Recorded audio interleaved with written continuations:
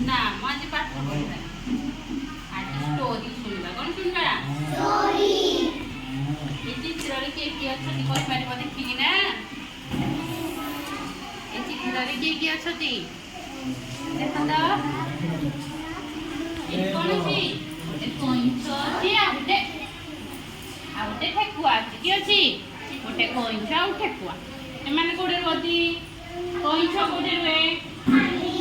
ଠେକୁଆ କୋଉଠି ରୁହେ ଆମେ ସେମାନଙ୍କ ବିଷୟରେ ଗୋଟେ ଗପ ପଢିବା ହେଲା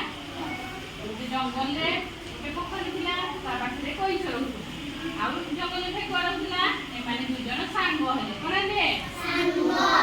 କିନ୍ତୁ ଠେକୁଆ ମନରେ ଟିକେ ଗର୍ବ ଥିଲା କଣ ଥିଲା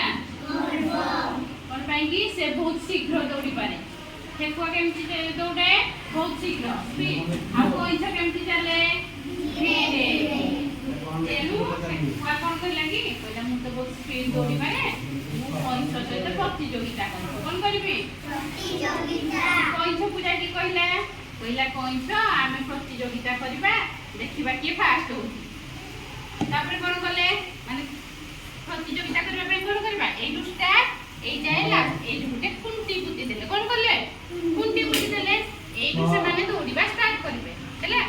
ଏକାବେଳେ ଦୁଇ ଜଣ ଯାକ ଦୌଡ଼ିବା ଷ୍ଟାର୍ଟ କଲେ କଇଁଛ କେମିତି ଗଲା ଧୀରେ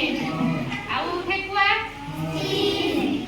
ଦୌଡ଼ି ପଳେଇଲା ଗୋଟେ ଗଛ ମୂଳେ ଠିଆ ହେଲା ଦେଖିଲା ପଛକୁ କଇଁଛ ତ କାହିଁ ଦେଖାଯାଉନି ଏପର୍ଯ୍ୟନ୍ତ ଆସିନି ସେ କହିଲା ମୁଁ ଟିକେ ଏଠି ରେଷ୍ଟ ନେଇଯାଏ ଆଉ ଟିକେ ଥକା ଲାଗୁଛି ଦୌଡ଼ି ଦୌଡ଼ି ବସି ପଡେ ଟିକେ ତାପରେ ସେ ଗଛ ମୂଳେ ବସିଲା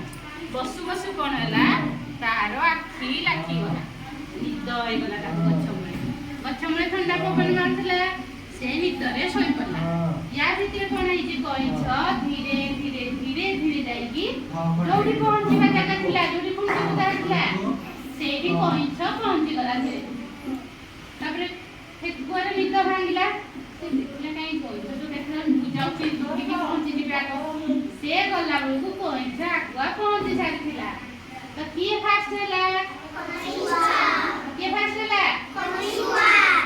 ତାପରେ ଜଙ୍ଗଲ ଅନ୍ୟ ଜୀବଜନ୍ତୁ ମାନେ ସବୁ ତାଳି ମାରିଲେ କଇଁଛ ଧୀରେ ଧୀରେ ଚାଲି ଚାଲି ଫାଷ୍ଟ ହେଇଗଲା ନା ନାଇଁ ତମେ ସବୁ କାମ ଧୀରେ ଧୀରେ କରିବ ଆଉ ଫାଷ୍ଟ ହବ କେବେ ବି ନାଇଁ ମୋତେ ଆସୁଛି ଏଇଟା ସ୍ପିଡ୍ କରିଦେବି ମୁଁ ଆଗ ଦେଖେଇବି ନାହିଁ ସବୁ ଧୀରେ ଧୀରେ କରିବ ଦେଖି କରିସାରିଲା ପରେ ଦେଖିବ ଭଲ ଦେଇଛି ନାହିଁ ତାପରେ ଯାଇକି ତମେ ଫାଷ୍ଟ ହେଇପାରିବ ଏବେ ଆମେ କଣ ଶିଖିଲେ ସବୁ କାମ ଧୀରେ ଧୀରେ କରିବା ବୁଝିହେଲା ଗପ ଭଲ ଲାଗିଲା ନା ନାଇଁ କାଲିକୁ ସମସ୍ତେ ଶିଖିକି ଆସିଥିବ